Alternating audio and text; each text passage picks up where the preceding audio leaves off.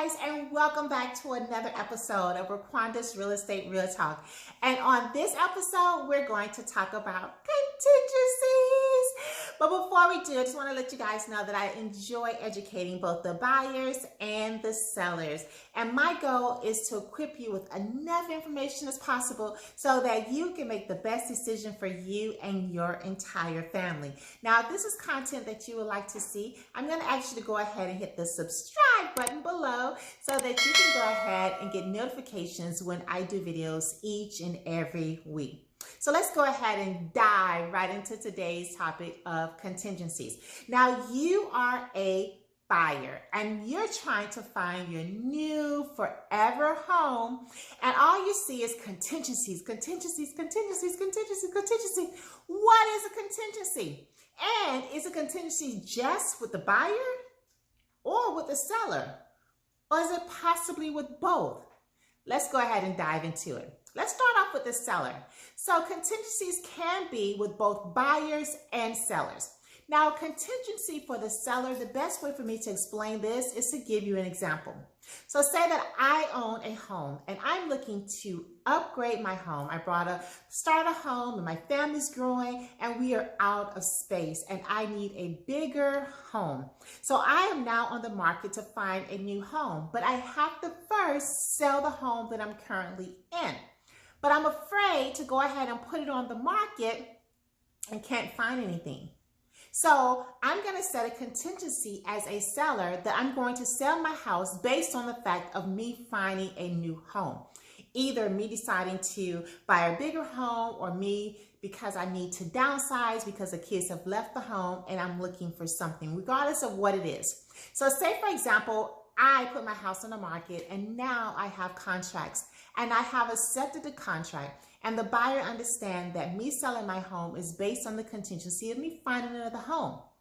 Okay, so they've agreed to it. But how long is that contingency? That's usually anywhere between 15 to 21 days, where the buyer would say, I will give you enough time to go ahead and find yourself another home and get in contract. The seller cannot always have this contingency or the home would not close. So usually there's some guideline there that allows time for the seller to find a home and put a contract on it. So again, a seller saying, I'm going to sell my house based on the contingency of me finding another home. And in the event that I cannot find a home within that time frame, I'm going to pull my house off of the market. Okay? Now, the buyer's contingencies, and there can be a couple of contingencies with the buyer. The most common contingency is a home inspection. Now, after you go into contract with a seller, the buyer hires an inspector to look at the home from top to bottom and give them an overview of what to expect when they move into the house. The condition of the AC, the roof, the tile, the water. Is there any leaks anywhere? And they provide them with a report. And the buyer says, I'm willing to buy your home based on the contingency of this home inspection and everything goes well. That's the first contingency. The second contingency is a finance contingency. So the buyer is saying, I'm willing to buy your house if I can get the bank to give me the money to purchase the house. Now, in most cases in the state of Florida, we usually have about 5 days before they have to put in an application. Most people have an application and pre-approval way before they even put a contract in, so we don't even worry about that. But the big thing is that you want to make sure that you have the loan commitment within 30 days. And because the market is very competitive in South Florida, sometimes the seller may ask for a loan commitment in 21 days. So you want to monitor that and make sure. So after the time frame has reached, that contingency has now gone away. In the event that the buyer is not able to get the loan within the 21 or the 30-day time frame, they're able to back out of the contract because the purchase of the home was based on the contingency if I'm able to get a loan. Now, the third contingency is the home appraisal. Now, the bank is going to send an appraisal out to appraise the property. The bank is saying, I will give you the money to purchase this property if the home comes in at the value that we're going to give it to you for. So in the event that you put a contract on a home for $400,000, but the house comes in at $390,000, the bank is saying, I'm only going to give you $390,000. I'm not going to give you $400,000.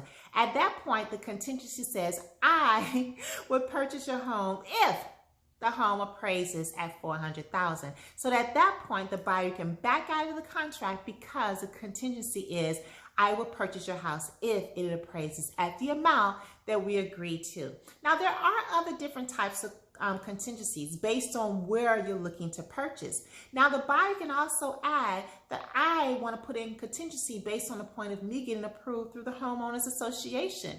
I can't buy your home if I'm not approved. Yeah.